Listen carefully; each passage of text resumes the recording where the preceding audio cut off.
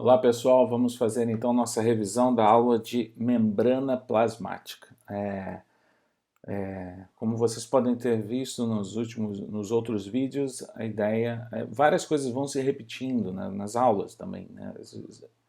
Vou ficar batendo na cabeça de vocês alguns conceitos que são muito importantes, né? E membrana plasmática é fundamental quando a gente estuda a célula, tá?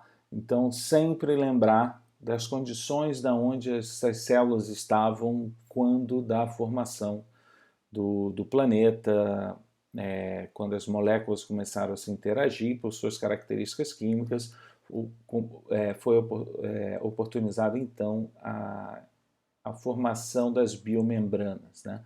E essa formação se dá por causa das características químicas dos fosfolipídios, tá? que já tinham se formados, né? Nessas primeiras biomoléculas, nesse caldo primitivo.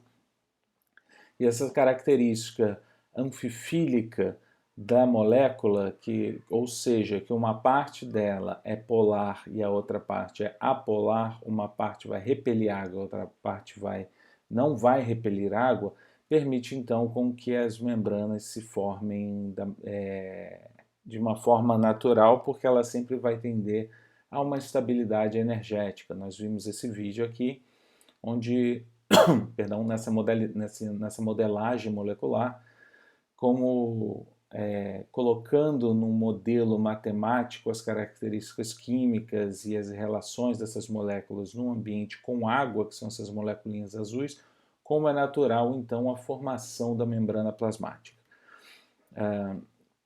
Então, tudo isso a gente já viu mais de uma vez, então a gente não precisa enfatizar.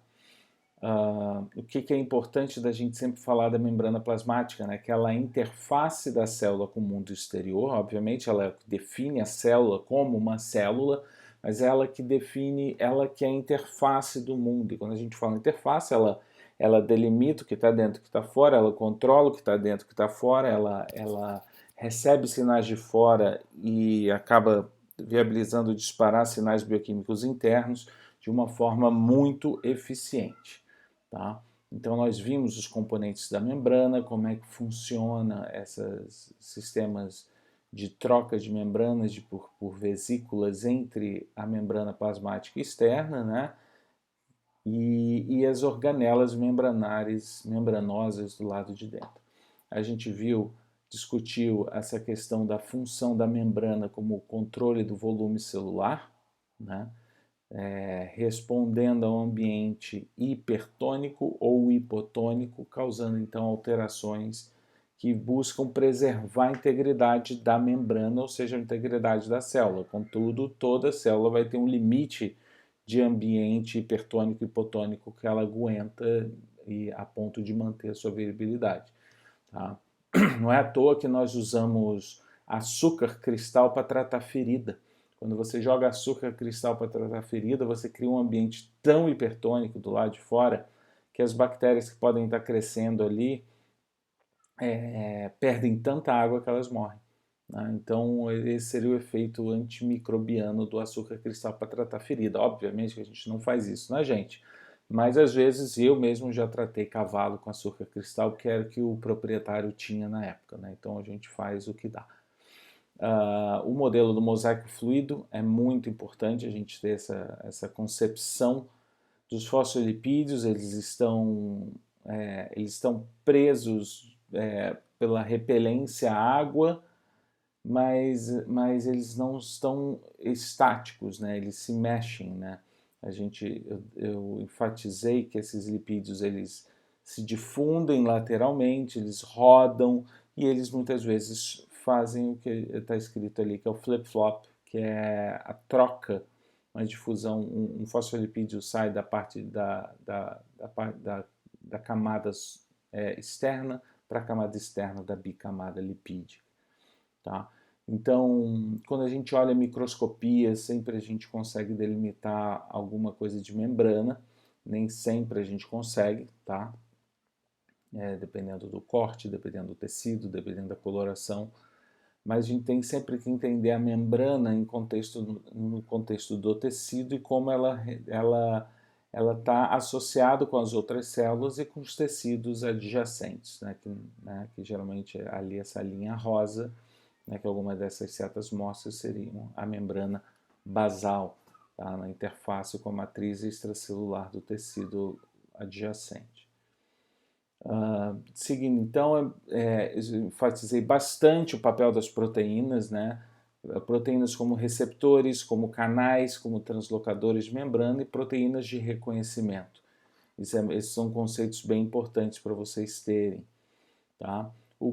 A ideia de glicocálice também é muito importante. O glicocálice vai ser esses açúcares associados às proteínas, aos lipídios da membrana, formando uma capa, quase como falando de uma forma brincando, como uma cuca, a cuca com aquele açúcar cobrindo em cima. Essa é um pouco a ideia.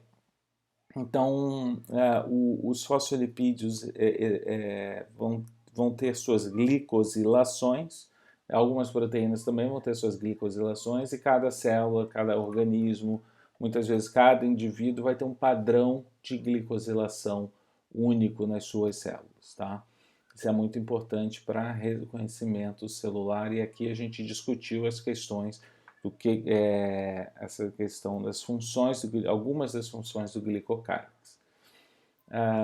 Quando a gente fala de membrana, a gente tem que sempre chamar atenção para a permeabilidade da membrana plasmática. Ela é uma barreira hidrofóbica impermeável, ou seja, alguma coisa de água poderia passar, mas não é o ideal. Não é o suficiente. O etanol passa, o benzeno passa, que são moléculas hidrofóbicas, e gases passam. Gases voláteis passam. Agora, moléculas maiores, polares, moléculas com carga, não passam. Tá? Então, para essas moléculas passarem, são necessários translocadores, transportadores de membrana ou canais. Tá? Então, a gente falou das características das membranas, da importância das membranas para a célula, e a nossa membrana plasmática ela é a última, ela é seletivamente permeável. Ela permite a passagem do solvente e de alguns tipos de soluto. Essa figurinha aqui mostrou o tipo de material que essas membranas podem entrar em contato, então elas interagem com os mais diferentes tipos de tecido e substâncias, então é importante que ela saiba o que está fazendo, o que ela deixa entrar e o que ela não deixa entrar. Tá? E quando a gente fala de transportadores, até na aula ficou uma duvidazinha, vamos enfatizar aqui. Tá? Os transportadores de membrana são que garantem a seletividade da membrana. Então, a gente tem dois tipos macro de transportes passivos e ativos. O passivo não depende de energia, de gasto de energia. O ativo, perdão, sim vai precisar. Então, o primeiro tipo de transporte passivo vai ser a osmose, e depois vai ter a difusão simples e a difusão facilitada. A nossa dúvida na aula, que eu lembro, ficou entre a difusão simples e difusão facilitada. A difusão facilitada vai necessitar de uma proteína para realizar o transporte, diferente da difusão simples. Então vai ter que ter uma estrutura proteica na membrana que vai ajudar a carrear para dentro esse soluto, Então, o transporte ativo, diferentemente, ele necessita de gasto de ATP. Então, o ATP, quando a gente fala em gasto de ATP, é aquela molécula energética que tem 3 fosfatos grudados uns nos outros. Esses 3 fosfatos, quando eles estão grudados, ele acumulam muita energia. E ao doar um desses fosfatos para alguma molécula receptora, esse fosfato vai levar consigo uma carga energética que vai induzir uma troca da forma da proteína, do formato, a gente chama de conformação. E essa troca permite, então, que alguns transportadores, dependendo de ATP, façam a translocação de conteúdo de dentro para fora, de fora para dentro, ou no caso aqui da bomba sódio e potássio, você joga 3 sódios para fora e 2 potássios para dentro. Por que é importante? Por que algumas bombas precisam de energia? Porque elas têm que lutar contra a maré. Geralmente essas bombas vão trabalhar contra o gradiente, o gradiente de diluição. tá? Então a tendência seria que no caso sempre o sódio entrar, mas essa célula quer jogar sódio para fora. Mas é muito mais fácil entrar sódio, então ela tem que gastar energia para forçar a barra e jogar o sódio para fora, e a mesma coisa com K, né, com potássio.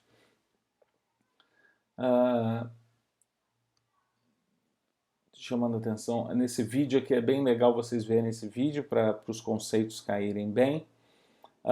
Algumas outras coisas importantes de membrana que a gente pode falar são as especializações de membrana, são mudanças no formato, nas características funcionais da membrana que aumentam as suas funcionalidades, né? Então, a gente tem as microvilosidades, cílios e flagelos e estereocílios, que são projeções de membrana, tá? Com diferentes funções, e tem as junções que garantem que uma célula fique presa uma na outra ou presa na matriz extracelular, na lâmina basal. Tá? Então, por exemplo, aqui nesse desenho nós vimos como é que é uma célula do epitélio intestinal, as microvilosidades, né, que são essas projeções, vocês veem esses risquinhos pretos ali na micrografia eletrônica de transmissão à direita, vocês estão vendo ali como é que essa célula ela tem umas hastes internas. Tá? Essas microvilosidades tem algumas hastes ali dentro de actina que dão estrutura, dão suporte, mas não dão motilidade para essa estrutura, tá? De microvelocidade, diferente do cílio flagelo. O cílio flagelo tem uma estrutura de microtúbulos internos que permite com que esses cílios batam, né, que eles tenham locomoção, que, por exemplo, um espermatozoide tem a locomoção, uma bactéria que tem a flagelo tem a locomoção, tá? Então essa seria a grande diferença entre microvilosidade e cílios e flagelos, tá? Um bate, outros não. Aqui nas fotografias ao lado ali do tecido respiratório à esquerda, vocês veem ali os cílios do epitélio respiratório, que são responsáveis por varrer o catarro fora da garganta. E, finalmente, os estereocílios, que tem na orelha interna e no epidídimo, que também são projeções cujo o objetivo é aumentar mesmo a área de superfície. Tá? Falando sobre as junções, as células, para manter a integridade tecidual, elas têm que ter várias formas de se grudar. A primeira são as zônulas de adesão, que circundam todas as células, tá? São bem associadas ao citoesqueleto, a gente vai ter uma aula só disso. Tá? E elas são muito importantes para manter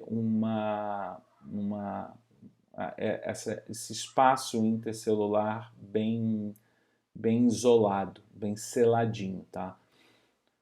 Diferente das zônulas de oclusão, né? As zônulas de oclusão elas também funcionam como um sistema de rebite, tá? Garantindo com que essas células também se mantenham aderidas e presas umas nas outras, né? Pensem sempre na pele de vocês, né? Se vocês raspam a pele de vocês em algum lugar, se você não tiver essas células muito bem presas umas nas outras, o que ia acontecer com vocês? Vocês iam descamar e ia sangrar rapidamente, né? Então, esses tecidos epiteliais são muito importantes estarem super presos uns nos outros. As junções comunicantes, então, são canais de passagem muito de íons, né, passam por ali, permitindo com que células que estão com mudanças químicas internas se comuniquem e passem essa sinalização química para as outras. Tá? Então, essas fotografias aí mostram como essas junções se espalham ao longo da membrana de algumas células. E, finalmente, então, as interdigitações são essas curvas nas membranas entre duas células que garantem então um groove, né? Uma ondulação ali que vai aumentar essa resistência mecânica de uma célula com a outra. Tá? Então esses são os principais pontos sobre membrana plasmática. Tá? Consultem o livro, leiam o livro, façam anotações, façam um resumo, que é a melhor forma de estudar. E até o próximo vídeo, se eu conseguir fazer.